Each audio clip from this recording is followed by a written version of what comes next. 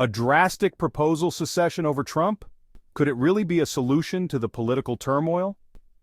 The 2024 re-election of Donald Trump has sent shockwaves through American politics, shaking the very foundation of the nation's political landscape.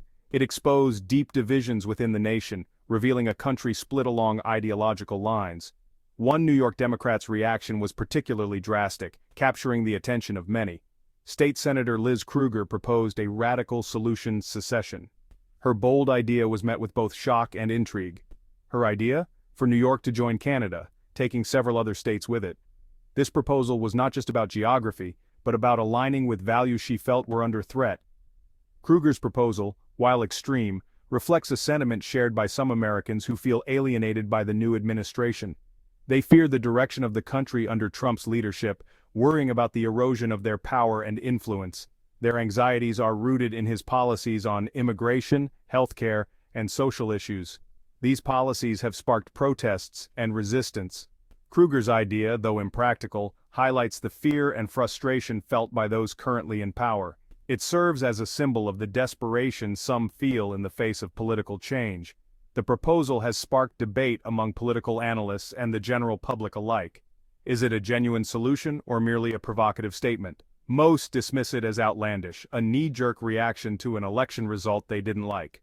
Others see it as a desperate plea for change, a call to action for those who feel their voices are not being heard. Regardless of its feasibility, the idea of secession, while extreme, is a reflection of the deep divisions that exist. The question remains, is secession a legitimate option, or is it a dangerous fantasy? The political climate in the United States is more polarized than ever. The rise of social media and partisan news outlets has fueled this division. People exist in echo chambers, rarely exposed to opposing viewpoints.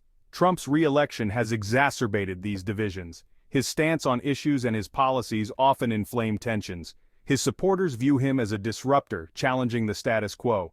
His detractors see him as a threat to their power and influence. This polarization has created an environment ripe for radical ideas like secession. When dialogue breaks down and compromise seems impossible, people resort to extreme solutions. The secessionist sentiment, however improbable, reflects a deep sense of alienation and disillusionment with the current political system. Section 4. A legal labyrinth, the improbable path to secession. The legal feasibility of secession is highly questionable. The U.S. Constitution does not explicitly grant states the right to secede, nor does it deny it. The Supreme Court has ruled that secession is unconstitutional. The most notable case is Texas v. White in 1869. The court held that the Union is perpetual and indissoluble. This ruling solidified the principle that states cannot unilaterally secede from the United States. Any attempt at secession would face insurmountable legal hurdles. It would require a constitutional amendment and the consent of Congress and the states. Given the current political climate, such an outcome is highly unlikely. The legal precedent and political realities make secession a near impossibility. Section 5. The price of division: consequences for states and nation. The consequences of secession, while hypothetical, would be far-reaching and devastating. The very fabric of the nation would be torn apart, leading to a cascade of negative outcomes that would affect every citizen. With the current division of power in this country, secession would be difficult. The Democrats, while controlling the major cities, have very little influence out in the rural areas, even in Democrat-run states. This is a path that will lead to a second civil war. It won't be fought on traditional battle lines. It will be fought between cities and the rural areas. It will be fought on political lines, on ideological fronts. It will affect the nation as a whole. The economic aspects alone will decimate the economy. The stock market will take a major hit. This will affect the whole world and America's standing on the world stage. While I believe the states have the right to choose their own path, this is not the way. Historically, the idea of secession has often been linked to deep-rooted ideological divides. Why is it always the Democrats who want to leave when things don't go their way? The Civil War was started by Southern Democrats over states' rights and slavery. They were not willing to give up their slaves or their power and decided to fight a war over their ideology. Are we going down that path again? Like I said, I do believe in the right to secede, but it is a path that will lead to war and should be avoided. The Constitution is not a suicide pact. If your state wants to leave, then so be it. But you don't have the support of your whole state, do you? No, in fact, you only have a small minority of woke socialists that are willing to entertain the idea. The majority of the counties, even in Democrat-run states, voted for Trump. Trump won the popular vote as well as the Electoral College. The Republicans won the House and the Senate. Have you bothered to ask why that was? Why did America as a whole turn their back on you and your woke policies? Your policies and your blatant disregard for the rule of law and the very Constitution you took an oath to uphold are what cost you the election.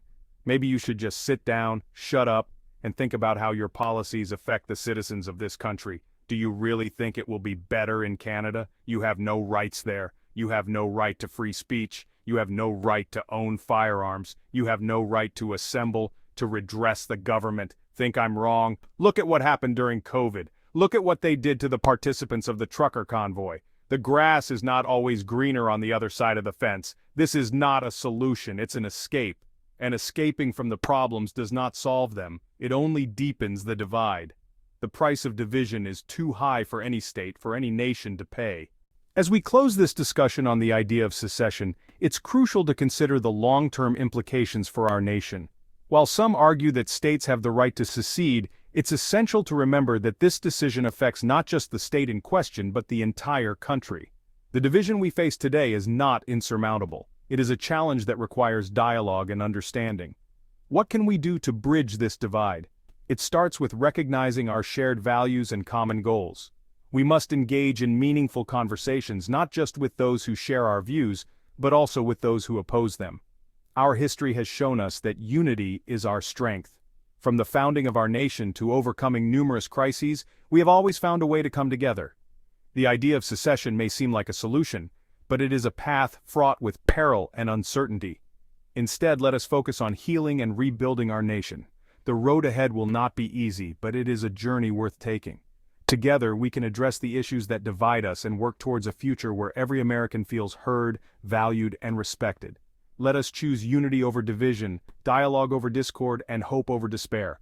The price of division is too high, but the reward of unity is invaluable. In conclusion, while I think that states do have the right to secede from the Union, it needs to be more than a few woke politicians taking their whole state down that road. If a majority of the counties say no, then that's it. Discussion over. And once you leave, you can never come back. In 4 years, if the Democrats somehow pull their collective heads out of their asses and win the election, you can't rejoin the Union. You might want to look into the reasons for your loss and change a few things. Actually, there is a lot you need to change. Also, they are talking about only moving a few of the New England states. What about the rest of the states up there? What about Maine, New Hampshire, Rhode Island? Just because you lost an election, now you want to leave the country. I say leave, don't come back, just leave. I think a bus ticket is about $150, or rent a U-Haul and take all your stuff with you, attitude and woke policies included. But for those who choose to stay, let's work together to build a better future, one where every voice matters and every citizen can thrive. The path forward is not easy, but it is possible. Stay frosty, my friends. Keep your head down and your powder dry.